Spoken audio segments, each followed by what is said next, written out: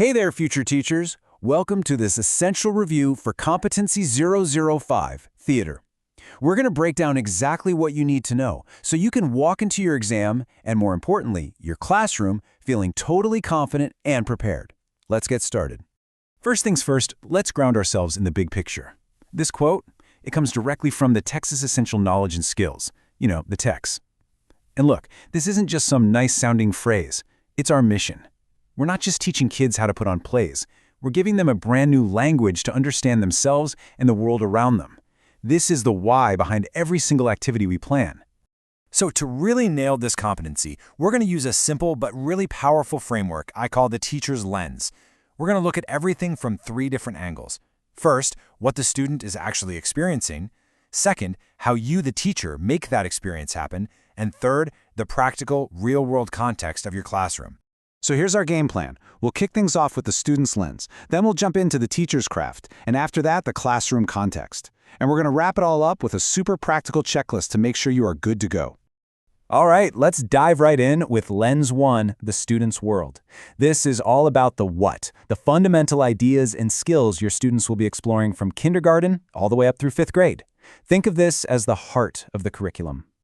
And at the very heart of it all, you've got the elements of theater. I want you to think of these like the primary colors of the art form. Through things like dramatic play, expressive movement, using their voice and characterization, students start to develop perception. They literally learn to see, listen, and feel in totally new ways. And that is the foundation for all creative expression. Now check this out. Look at how characterization grows over time. A kindergartner, they're starting with simple imitation, copying what they see. Fast forward to 3rd grade, and they're portraying a character in a story. And by 5th grade, wow, they're using complex stuff like sensory and emotional recall. This upward climb across grade levels is what we call vertical alignment, and understanding that is absolutely key for designing your curriculum. Okay, so developing individual skill, that's one huge piece of the puzzle.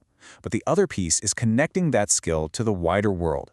You see, theater doesn't happen in a vacuum. It's a mirror that reflects life itself. In kindergarten, your students might act out stories about their own family cultures. By 5th grade, they could be exploring how theater connects to American history. Your job is to be the guide who helps them make all those amazing connections. Okay, let's pause for a quick check-in. You've got a 1st grader and they're pretending to be a tree blowing in the wind. As the teacher, what learning do you actually see happening there? They're clearly using expressive movement, right? And they're deep in dramatic play. Being able to spot these elements in action, that is a fundamental teaching skill. All right, so that covers what students are learning. Now let's switch gears and look through our second lens, the teacher's craft. We're shifting focus from the what to the how, your role in making all this amazing learning happen. This is all about your teaching strategies. So what are your main goals as the teacher? Well, they're right here. It's not just about checking off standards. It's about sparking a genuine, lifelong love for the arts. And that means picking activities that are fun, like making puppets, using materials that are easy to find, like stuff you already have in the classroom, and using strategies that help kids find meaning in their own creative work. And a huge part of your craft is showing students how to use the tools of the stage, the technical elements. Even in a regular classroom, something as simple as a prop or a piece of fabric for a costume or a cool sound effect can completely transform a scene. It just changes everything. And would you look at that? Here's that awesome progression again. In 3rd grade, students are just learning to identify a prop. By 4th grade, they're using objects to build a whole world.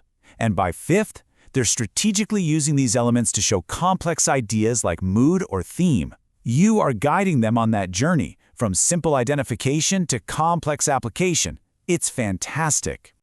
Now this is a crucial takeaway. Theater is a super connector. It just naturally weaves itself into every other subject. When your kindergartners act out stories from American history, you're teaching theater and social studies. When 1st graders dramatize a poem, it's theater and language arts. This integration is honestly one of the most powerful arguments we have for keeping the arts strong in our schools. So let's try to apply this. Picture a 3rd grade class using shadow puppets to tell a fable. Just think for a second. What's all going on in that one activity? Well, they're interpreting literature, that's the fable, they're using technical elements, the puppets and the light source, and they're performing.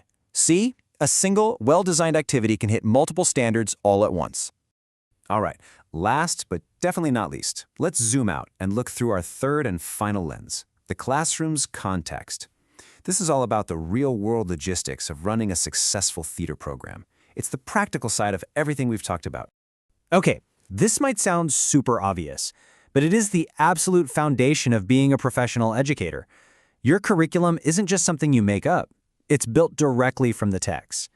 Your ability to read a standard, like dramatize poems, and then create a lesson that's just right for your students' age and their development, that's a non-negotiable skill. You know, theater can feel a little chaotic, right? But the best theater education is actually masterfully managed. You have to be a director of time, making sure there's a clear process from rehearsal to performance. You've got to be a manager of resources, even simple ones. And you need to be an architect of space, knowing how to safely and creatively turn any room into a stage. Let's get super practical for a second. Imagine you walk into a classroom and the desks are literally bolted to the floor. How do you do theater in there?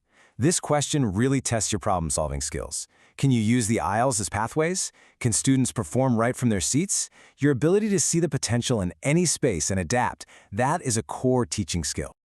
Okay, deep breath. We've looked through all three lenses. We've talked about the what, the how, and the where. Now, let's pull this all together into one final checklist to guide you in this last stage of preparation. So this is it. This is your day one checklist. Can you connect TExES to every single lesson plan? Can you teach the core elements of drama? Can you integrate theater across other subjects? Can you use technical elements to create meaning? Can you manage your classroom space for dramatic play? And finally, can you link theater to culture and history? If you can confidently say yes to these, you are well on your way to being a day one ready teacher of theater. As you finish your review, I just want to leave you with this one final thought. The exam, yeah, it's a hurdle you have to clear. But the real work, the important work, that begins when you have your own classroom full of students. You are about to empower a new generation to find their voices and tell their stories. Good luck.